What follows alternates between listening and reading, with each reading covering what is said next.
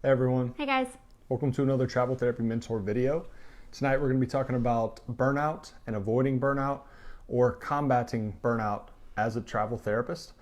Burnout's something that if you're in any healthcare groups right now, travel therapy, PT, OT, SLP, nurses, physicians, every group right now is talking about burnout. And that's something that, spans a lot of different professions. And we found that many travel therapists are able to use travel therapy to avoid that, at least to a degree. So tonight we want to talk about that and why travel therapy might help with burnout. So Whitney's going to introduce us, and I'm going to get this video shared in a few different groups. And we're so accustomed to saying travel therapy, but really this applies to all travel healthcare. We're going to talk a lot about how it's going to help nurses and other healthcare disciplines that choose to get into traveling. All these strategies apply to all the different disciplines. So anyway, my name is Whitney Aiken. I'm Jared Kazaza. And we're both traveling physical therapists. Many of you guys may know us as the faces behind Travel Therapy Mentor, and we also have our personal blog, which is called Fifth Wheel Physical Therapist. We've been doing traveling physical therapy for over 6 years now, and we've been mentoring others for about 5 of those years via our blog and our website. So we've been making these videos consistently for probably the past 3 years or so. We've done them on a lot of different topics. This was actually a topic that someone reached out to us a few weeks ago and asked that we talk about because this therapist, I believe it was a therapist, she was experiencing burnout, and she's not alone, and she wanted us to address it. So I thought it was a great topic for us to talk about as we're finishing up this year and getting ready to head into a new year. So thank you guys that are going to tune in live tonight. I see a bunch of you guys are already on. Jared is sharing our video in a few other groups, so more people can join on with us live. If you guys wouldn't mind, just say hey in the comments and let us know who you are. We'd love to know what your discipline is. Are you a physical therapist, an occupational therapist, a speech language pathologist, a nurse, an RT, or another discipline? Let us know. Are you a new grad? Are you a current traveler? Where are you at? And we'd also love if you guys would just, as we go throughout the video, share your experiences. Have you been feeling burnt out? What strategies have you been using to combat burnout as a healthcare professional? And we'll teach you guys about some strategies that we've come up with as well. Hey Joey, hey Ashley, hi Sarah, hey Nick, hi Shelly, hi Stacy, hey Suzanne. Sarah says that she's a PT in Virginia. She's a new grad traveler.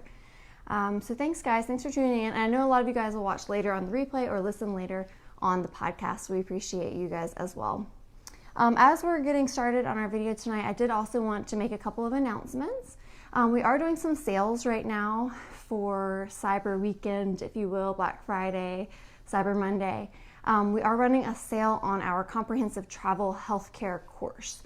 Our course is titled Becoming a Financially Successful Travel Therapist, and we have helped lots of therapists and healthcare professionals get started with traveling healthcare via this course. It is 12 hours of video content where we teach you literally everything that you could possibly need to know to get started and have a successful financial and just successful path in general as a travel healthcare professional. Personally, we're very biased, but we think the course is really helpful and it's absolutely your best way to get off on the right foot. We are offering almost 50% off on the course this week only. That sale expires on Wednesday. So if you guys want to save $250 on the course, you can sign up before Wednesday using the code Black Friday. We're also offering about 20% off on private mentorship calls with us. There are certain people who have reached out to us and said that they just wanted to talk to us on the phone, one-on-one, rather than like messaging on Facebook or via email. So we do offer that as a service. We do 30-minute or 60-minute calls, whatever you guys need to talk about. We've had people reach out to us like asking questions just about like if they're having a problem with the contract or if they're trying to negotiate their next contract. We've had people ask questions about finance, managing their student loans. So if you guys do want to sign up for a mentorship call with us before Wednesday, and we'll do those sometime in the month of December, those are 20% off. And then the last sale that we're doing, we have a discount for MedBridge, which is what we use to do all of our CEUs.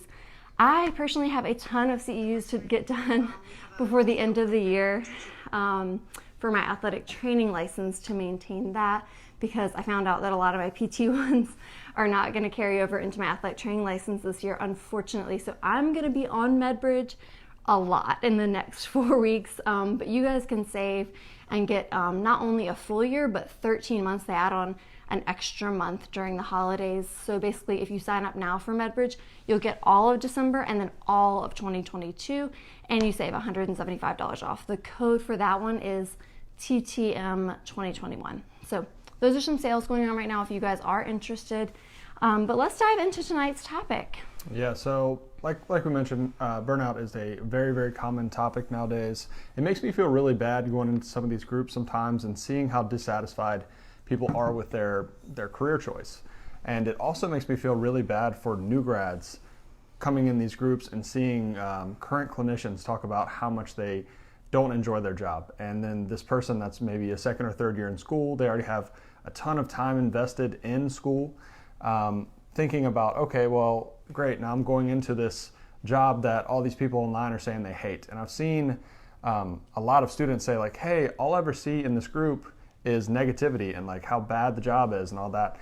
And part of that, I think, is that people that are dissatisfied usually talk more about it, but it's obviously something that is increasing over time, probably for a variety of reasons, like declining reimbursement rates at permanent jobs mean lower pay, higher patient loads, higher school debt. All of those things increase people's dissatisfaction with their profession. Yeah, and I think during the pandemic, it's been especially rough. Some places have been more short-staffed. The work demands have been a little bit worse. Ever-changing COVID rules. If you're in an inpatient setting, you're having to don all this PPE. And it's been a rough time. And so we get people to reach out to us all the time that are saying like, I just feel really burnt out in my current position. I need a change. There's unfortunately some people that are just considering leaving healthcare altogether. We certainly know lots of therapists and lots of healthcare professionals that have left the workforce and gone into something else. But I know there's a lot of you guys out there that, you still really enjoy patient care and you still really enjoy what you do, but you just need a change. You need something to switch it up so that you're not feeling so burnt out. So tonight we want to talk about some of those strategies that we feel like, especially if you go into travel healthcare, will allow you to still provide patient care and do what you love, but not feel so burnt out while doing it. We've thought a lot about this. As you guys probably know, we have never taken permanent jobs. We probably will never have permanent full-time jobs because we really enjoy the flexibility that comes along with travel therapy.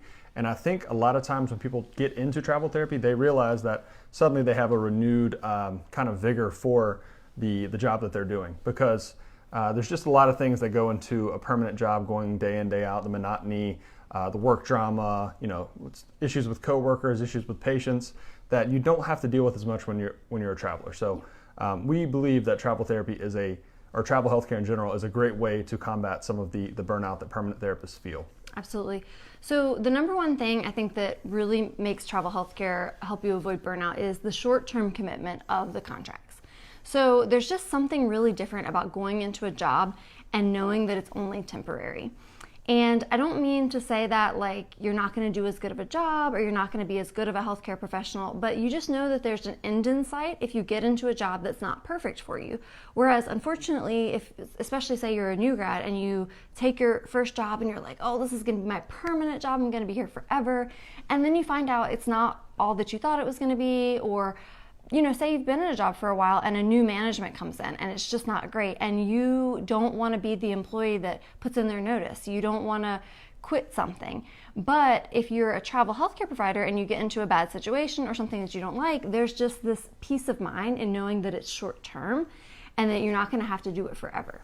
Yeah, we often say you can do anything for 13 weeks. And there's some truth to that, but there are some positions that you get in that you really can't do it for 13 weeks. There are really bad assignments that you can get into if you're not careful, that 13 weeks is a very long time. But in general, even if there's an assignment that you really don't enjoy that much, there's an end, and then after that you can take some time off, you can be more selective on your next contract and find a better place to go. And having that end date, we find, makes people much less, I guess, annoyed with all the day-to-day interactions that, might bother you otherwise.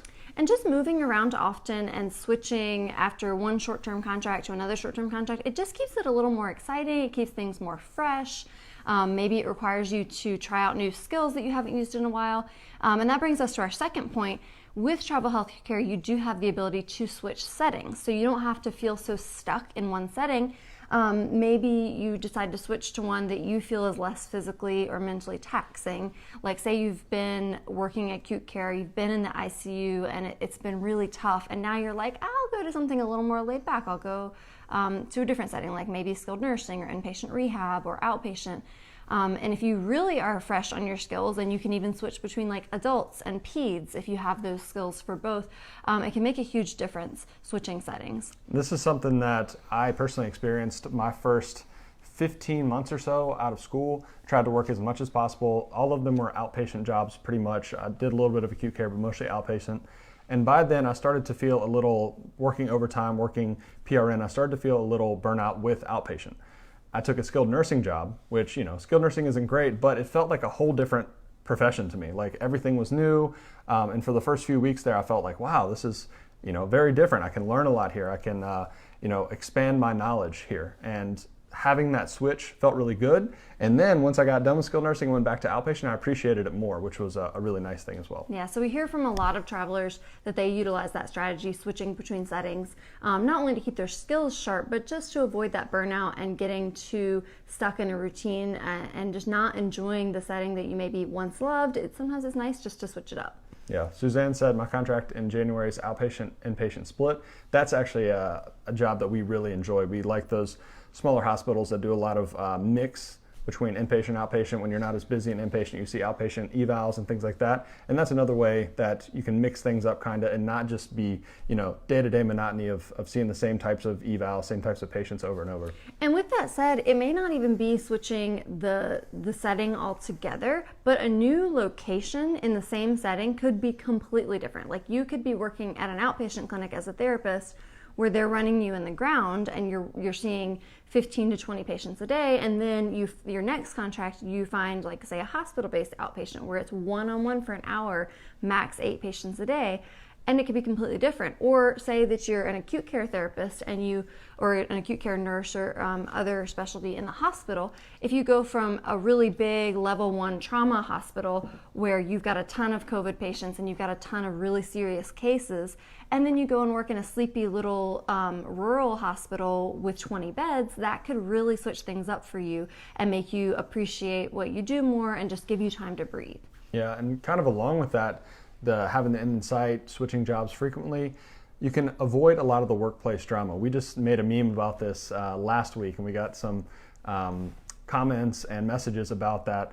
We were basically saying how, as a traveler, it's easy to avoid the workplace drama that you might otherwise fall into as a permanent therapist, because you can just be like, well, I'm just here temporary, and I don't need to deal with it as much. Whereas if you're a permanent therapist there, that really impacts you. So like changes with documentation systems or changes in caseload or all these things that if you're a permanent therapist, that's your new reality. If you're a traveler, you know that, okay, as soon as my 13 weeks are up, I can just move on. This isn't a huge deal to me, and it doesn't impact you as much, which is really nice.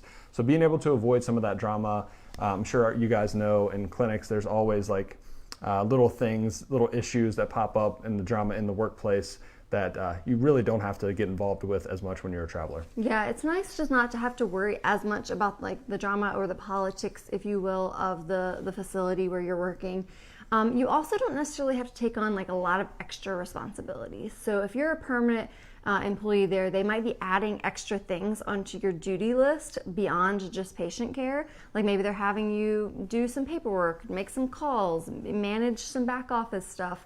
Or whatever that might be in your particular setting. Whereas as a traveler, you can usually just kind of like treat your patients, do your documentation, get out of there. So you're not staying late, you're not putting in extra hours that you're not getting paid for, working off the clock, that kind of stuff.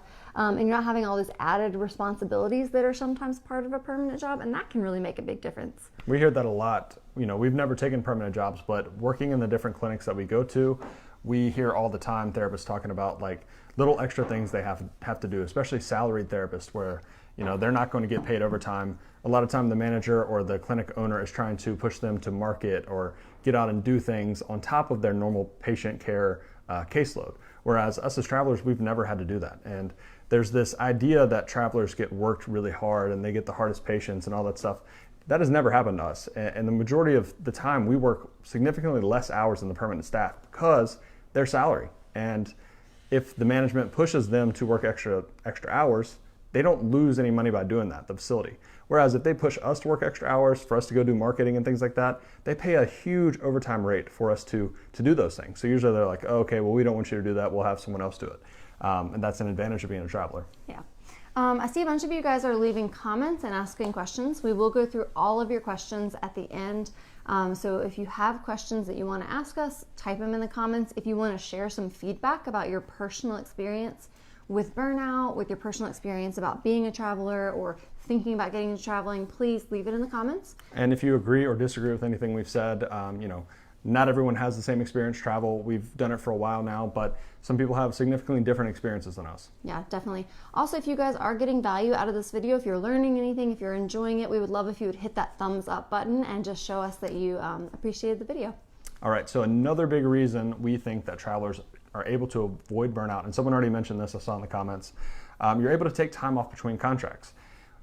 As a permanent therapist, you usually have maybe two or maybe 3 weeks of paid time off. And paid time off is great, but you're very restricted in what you can do with 2 or 3 weeks. And a lot of times as a permanent therapist, you're not able to take those weeks back to back. There's a bunch of clinics and a bunch of therapists that we've talked to where they can take like 5 days at a time and they can't take long stretches of time off. And sometimes you need longer to kind of basically gain an appreciation for your job again, start to feel like you're valued and feel like you appreciate treating patients. You want to have that when you go in the clinic, feel like you're making a difference, feel like you're really doing good by the patient. And sometimes when you have long stretches of working, that kind of fades. And we find that when we take long periods off and then we go back in the clinic, we really appreciate our jobs again. We really appreciate treating the patients. We're happy to work with them and feel like we're making a difference in their lives. Yeah. And just having that flexibility to take time off between contracts just really can allow you to rest and recharge, take charge of more like self-care things that you maybe just kind of get in a rut with a permanent job and you're not able to really take that time and reset. It's like a new beginning. Every time you take a little bit of time off, whether it's a few days, a few weeks, a few months, it's just like a reset. Like, okay, I'm going to start anew next contract. Maybe it's a new setting, new facility, new city, but it could also be, look, I'm going to take better care of myself this next contract. I'm going to sign up for a gym membership at the next one. I'm going to take more control of my diet. I'm going to, whatever it might be. It's really just amazing, the lifestyle flexibility of being able to take time off between contracts. You can, plan vacations around this. You can plan time at home. I mean, how much would it mean if you could just go spend an entire week uninterrupted with your family, especially if you have like aging parents and you might be able to help them with a project or go see some nieces and nephews you don't get to see that much. It's really amazing to be able to take that time between contracts. The time between contracts is the biggest reason that we have stuck with travel therapy as long as we have, because we've taken long periods of time off. Any of you guys that have followed us for a few years now, we took 5 months off and went to Asia in 2018. We took 4 months off and went to Europe in 2019. So we've taken a lot of long trips that we would never have been able to do if we were working permanent jobs. Definitely. Even right now, like we're getting to be home for the holidays.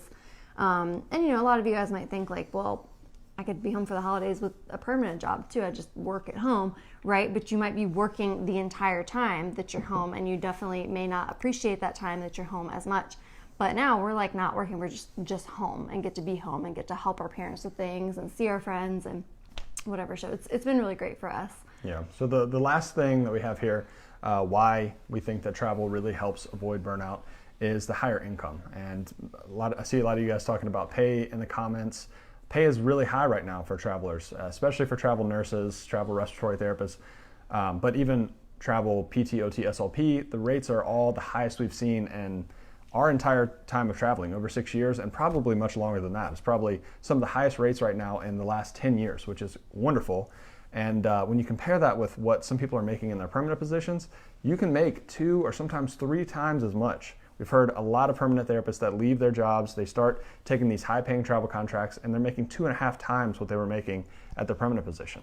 And having that additional financial runway, additional security there can make people feel a lot better and take some of the weight off of your shoulders.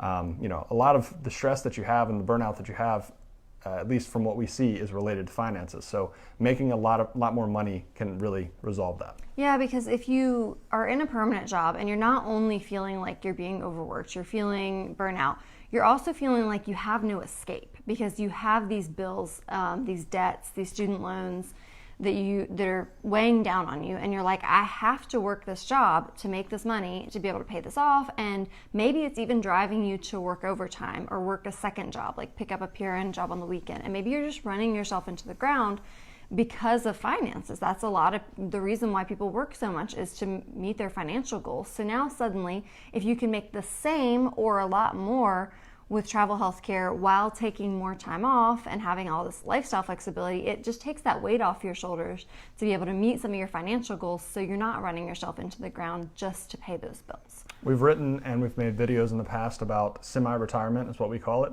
And that is a real possibility for travelers, because if you can make twice as much or 2.5 times as much as you would at a permanent job, well, now instead of just working the full year and making a lot more money, you can cut back on the time that you're actually in the clinic and instead work maybe 6 months a year and take longer periods of time off to travel or to do whatever you want to do. Maybe you work a contract, take a month off, work a contract, take a month off. And having the additional income makes that feasible. Yeah, it's just really been the sweet spot for us. So for those of you guys that may or may not know our full story, we worked full time as travelers for only 3 years. We took back-to-back contracts. And so we were really hustling There's a little time those off first 3 years with taking very minimal time between jobs. A lot of them were back-to-back, ending on Friday, starting on Monday. Some of them we took maybe a week between to go back home or whatever, but we were really trying to save as much as possible during those first 3 years. And Jared, like he said, he was even getting some overtime. He even picked up a PRN job at one of our contracts. But once we did that and we were able to get a really good savings, we were able to transition to what we now call semi-retirement, where we only work 6 months or less per year. And we're still meeting our financial goals, but also having that flexibility of taking longer breaks between contracts and just really improving our lifestyle. So with travel therapy, it allows you a lot of flexibility to possibly semi-retire. In the meantime, for some people, if you don't see yourself doing patient care for the rest of your career, having that extra cushion of money could allow you to start something else. Whereas maybe in your permanent job where you're working, 48 to 52 weeks a year, maybe you weren't having the time or the mental space to start something else. But we've known lots of travelers that have started a side hustle, if you will, or kind of used travel therapy in order to transition to something different. And this is almost exactly what we did, to be honest. I started the Fifth Wheel PT website, I think maybe 9 months after I graduated. And that was sort of like just a side hobby in the beginning, just writing about finances, writing about travel therapy. And then I didn't have a lot of time to put into it. We were traveling, we were doing weekend trips, things like that. So not a ton of time to write, not a ton of time to promote it.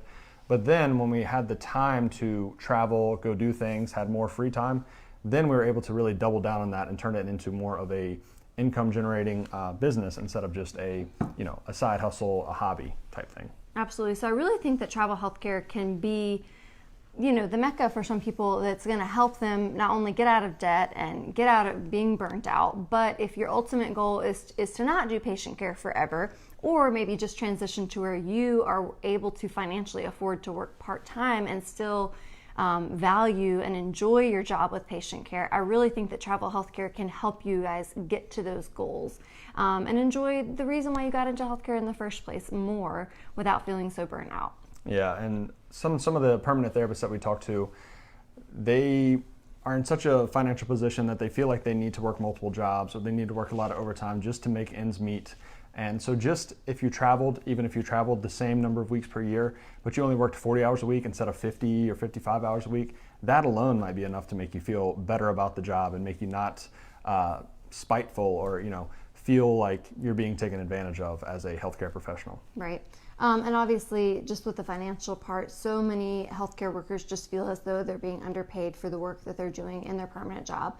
So if finances are one of your biggest goals, you can seek out those higher paying travel contracts. So then even if your job is still challenging, you're at least being paid at a higher rate and you feel like you're being valued more based on the pay. Yep. So that's all we got for that. I think these 5 things are, I know it's helped us a ton, and I think it helps a lot of other permanent therapists or even students that transition straight into travel avoid burnout, or at least be able to manage it a little better. You know, the time off to recuperate is a big thing in travel, and the longer we travel and the more we see other people travel for longer periods of time, the more time they take off between contracts. And I think that is probably a smart way to manage burnout in healthcare. Yeah, so just to recap what those 5 key points were that make travel healthcare well suited to help you avoid burnout. They were number 1, short-term contracts, meaning that there's a quicker end in sight. Number 2, being able to switch to new settings in order to switch it up. Number 3, you're able to avoid the workplace drama and the politics of the facility. Number 4, you're able to take more time off between contracts to pursue other interests, take care of yourself, go on vacation, see your family. And number 5, you're able to earn higher income, allowing you to meet your financial goals, possibly switch to a non-patient care role eventually, or semi-retire at some point. Yep. So we're going to go through some of the comments, questions. If you guys have any additional comments or questions, please leave those below. And one more time, if you could, please like the video. The more you guys like and interact on the videos, the more other people see it, which, we're always trying to spread information. And if there's something that we didn't touch on that you have personally utilized, another thing I was thinking just as we were talking, as a travel healthcare professional, while it has all these perks, just don't feel as though you have to overachieve as much. Of course, still always provide good patient care, but you should know that you don't have to get as involved because you're not going to be there for as long. So hopefully that'll provide you a little more peace of mind as a traveler, that you can just go home at the end of your day and try to leave work at work. Yep. All right, guys, we'll go through, there's lots of questions and comments. I know some of you guys are having conversations in here, which is wonderful, answering each other's questions. So let's see what you guys are chatting about. Sandy, hi, I'm a PT looking to get started in travel. Welcome. Shelly, PT, current traveler, finishing on Tuesday. Stacy, OT student interested in traveling. Welcome. Sarah wanted to know, earlier we were talking about CEUs. At what point do you begin CEUs for your license? I think that when you're a new grad, you're exempt your first year. So if you got licensed this year, I want to say you probably don't have to report until the end of 2022. But it probably depends on the state as well. But definitely check your state.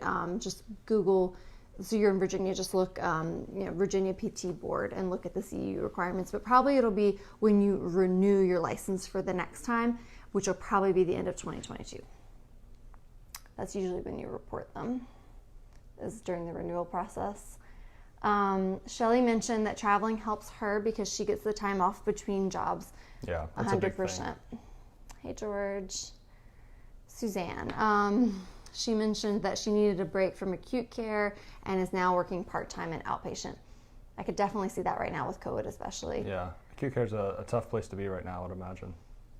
Shelly also mentioned she was at a small hospital in Iowa and switched it up. Renee also mentioned enjoying the inpatient outpatient split. That can be a really good balance when you have those jobs where you split units. Sarah says, thinking about working in a COVID unit, it's 6 to 8 patients per day. Any thoughts? It's complete head-to-toe PPE. I know a few people responded to that, and we have not worked in an inpatient unit, inpatient setting since COVID started. I would imagine it would be very challenging with the full PPE. We were just talking to a family member who is working with COVID patients, and it is challenging. I think Nick hit the nail on the head there. He said he worked in a COVID unit. It was really tough. PPE is really hot. He wouldn't recommend it unless you make a lot of money. I would agree with that. I mean, you're putting yourself at more risk.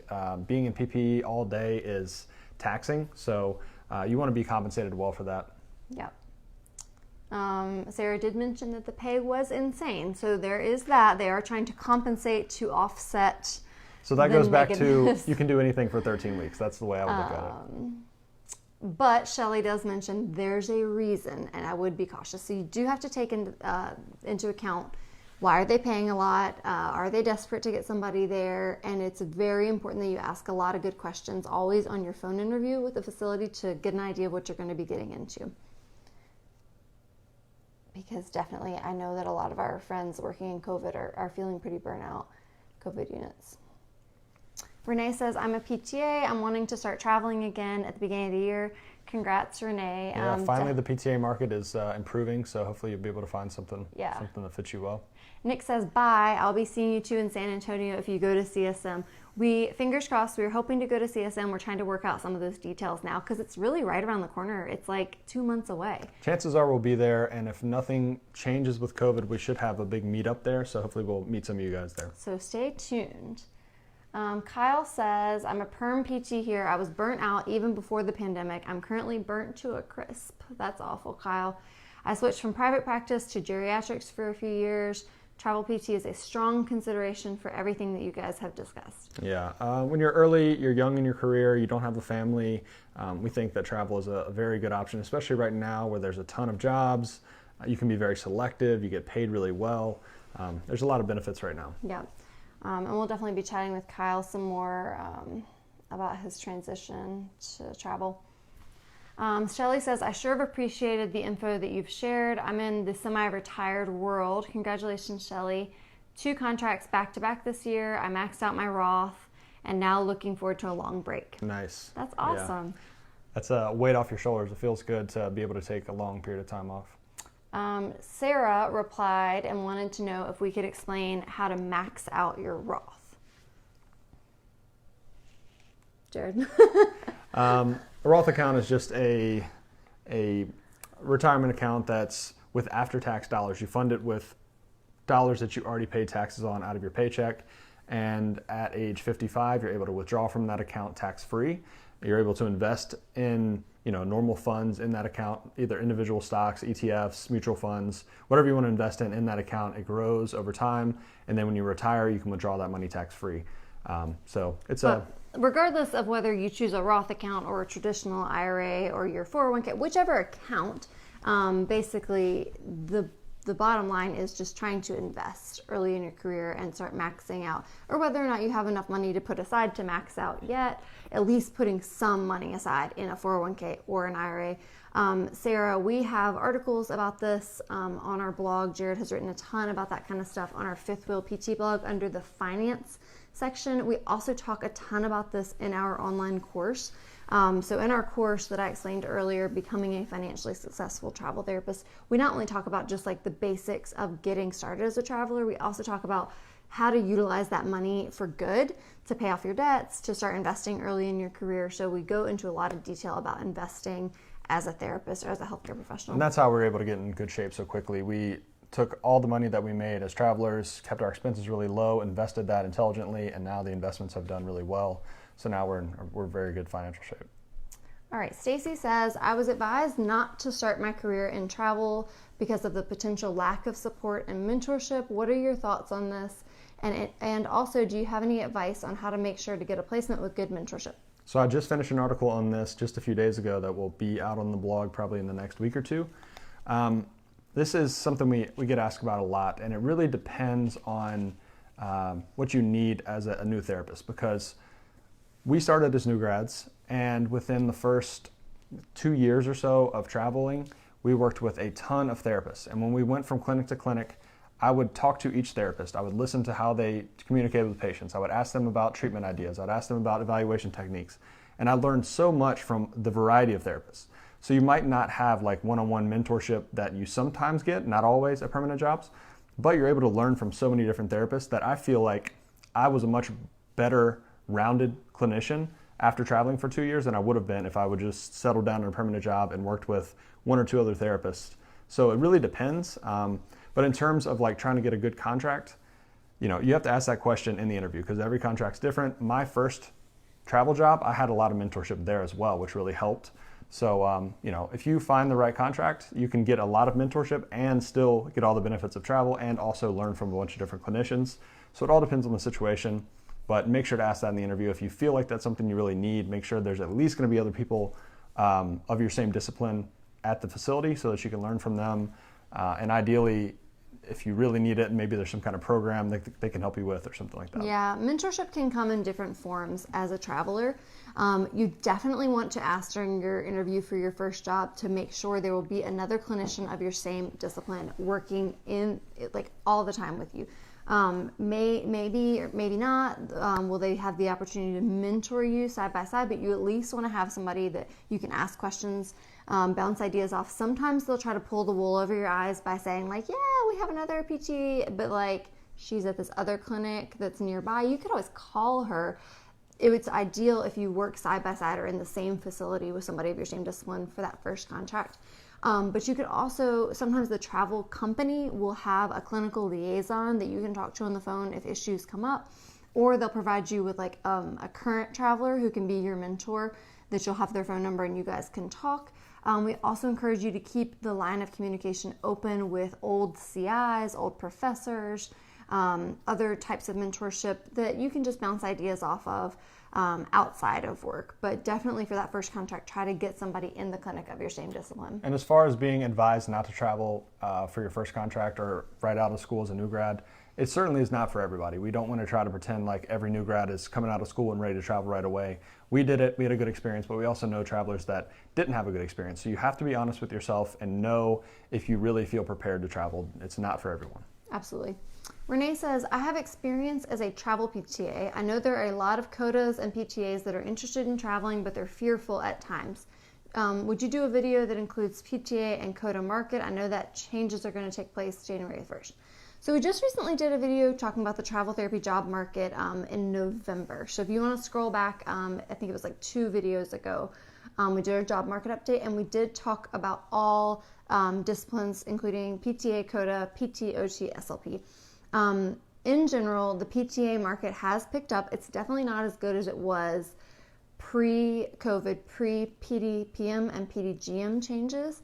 And unfortunately, there could be some more changes coming with Medicare cuts for assistance. So it's not as good, but PTA is definitely picking up. Right now, it's the best it's been in 2 years, though. So For sure. since PDPM, PDGM, it's the best it's been, and it is gradually improving month after month. So hopefully, before too long, we'll be back to where it was, prior to basically fall of 2019. Right, and CODA is not quite as good as PTA, but definitely rebounding. For both PTA and CODA, the most important thing with the job market is to be as flexible as possible. You just have to be willing to go where the jobs are. You can't just say, I want a job in Austin, Texas. There's probably not going to be one. You need to have like 2 or 3 or 4 state licenses. If you're a PTA that's eligible for the compact, hugely helpful, because then you're eligible for all 20 plus states that are in the compact, and you can just be willing to go wherever those jobs are. So you have to just be more flexible as an assistant right now. And we do know assistants that have continuously worked even through COVID. So if you're very flexible, you're willing to go to different settings, you have a lot of state licenses, you can still make it work, even in tough job markets, especially if you have experience. Shelly asked, what is our plan next? It's great that you've been home. Good question, Shelly. So we are kind of hanging around Virginia, which is home for us, off and on over the next couple months so that we can be in town for the holidays. So we did a short road trip up to New York to see some friends, came back for Thanksgiving. We have another short road trip planned to Florida to see some friends. And then we're actually getting ready to head somewhere a little more tropical just for 1 week next week. So stay tuned where that's going to be. But we'll kind of be back and forth between now and like the holidays. And then we're hoping in February to head to South America, but to be determined. We're just kind of still keeping an eye on things. In 2020, we had a whole 5-month trip planned to Central and South America. We had to cancel it. So we're still trying to like rebuild some of those plans, maybe starting in February. Nick responded regarding Stacy's question about mentorship, and this is actually basically what he said is a lot of what we also tell people. There are also a lot of permanent jobs that don't even really offer support. So I feel like you're often in the same boat, perm versus travel.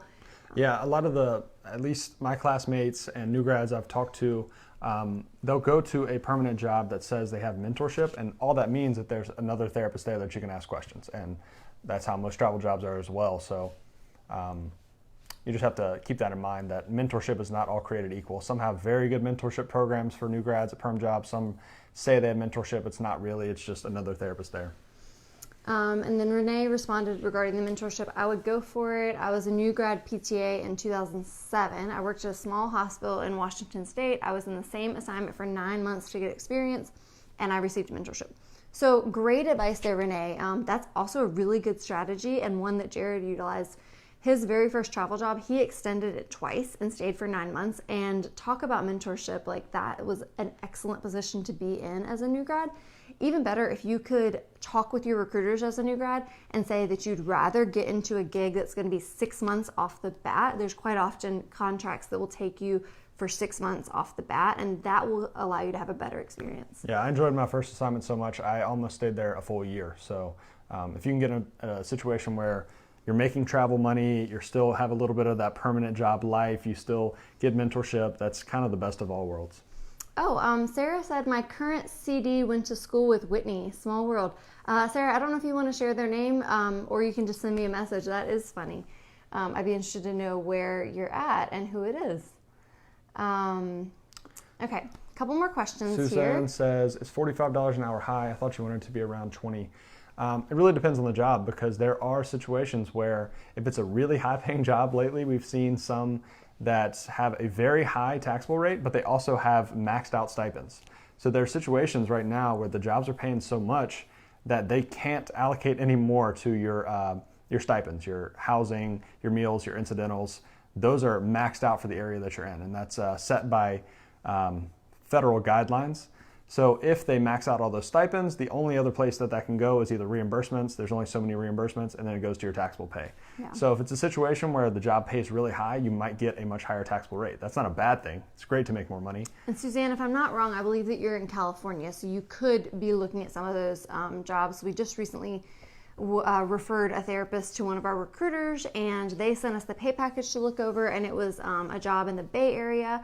And they had the taxable hourly up in the 30s, and that therapist had asked, basically you asked, like, oh, I'd rather lower that, increase my stipends, but when we went back and talked to the recruiter, it was that the stipends were already maxed out. It's just the bill rate, the amount the facility was paying in California, in the Bay Area, was so astronomical that they had already maxed out the stipends, and he was still making $30-some an hour, and I think his after tax weekly pay was like $3,200 or something crazy. Yeah, any of these jobs that are paying $3,000 or higher, which we're seeing more and more of those, and we have them on our list every now and then, those jobs are always going to have a higher taxable hourly rate just because your stipend's already maxed out. All right, guys, going to go through a few more of your questions. Thank you guys for all this great engagement tonight. We love to hear from you. Please let us know if you have any other questions, any other suggestions regarding your experience with burnout. Again, if you wouldn't mind just hitting that thumbs up button, we would really appreciate it. Renee mentioned that she is eligible for the compact and has a few licenses. That's going to really help you right now in this job market. Having experience and having multiple licenses is great. All right, let's see if we got any other questions. Jeff. In Northern Virginia, Jeff? No. We'll talk. We'll talk. Good mentoring at this placement with him and the other PT. I have another travel PT here, which is nice to bounce ideas off of. That's great. All right. So their stipends are maxed, yeah. So if your stipends are maxed out, then the money pretty much has to go to your taxable pay. So it's not a bad thing to get more money taxable if there's nowhere else to put that money.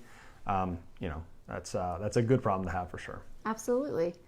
All right, guys. Well, if there aren't any more questions, we'll wrap up for tonight. Thank you guys so much for tuning in. We hope that this has been helpful. We really hope that many of you guys will be able to pursue travel healthcare careers in order to combat burnout. Unfortunately, I mean, we have heard of some travelers that said that they were still feeling burnout, but we would hope that they would also try to utilize these strategies to combat that and still find ways to enjoy their career in healthcare. We feel like travel healthcare is the best, and we wouldn't trade it for anything. We love our careers as travel healthcare providers, and we've mentored literally thousands of others at this point that most of them have had a good experience too. So we hope you guys will continue to have a good experience. Yeah, we're definitely biased, but travel healthcare has been great for us. I don't know where we would be if we took permanent jobs. Who knows? Maybe it would be better, but we really enjoy our lives right now. So things have been very good. We'll be traveling next week, so we probably won't have a video, but 2 weeks from now we will come up with some other topic. If you guys have any topic ideas or suggestions, let us know. We're always looking for things to talk about. Yeah, so stay tuned. Like I said, we do have those sales going on right now. If any of you guys are interested in our course, if you want to do a mentorship call with us, or you want to get a discount on CUs, we'll be continuing to advertise that on our Facebook page and our Instagram. And then stay tuned next week on our Instagram to see where we're headed. It's a surprise. It's a surprise. All right, thanks guys. All right, bye guys. Have a good night. See you.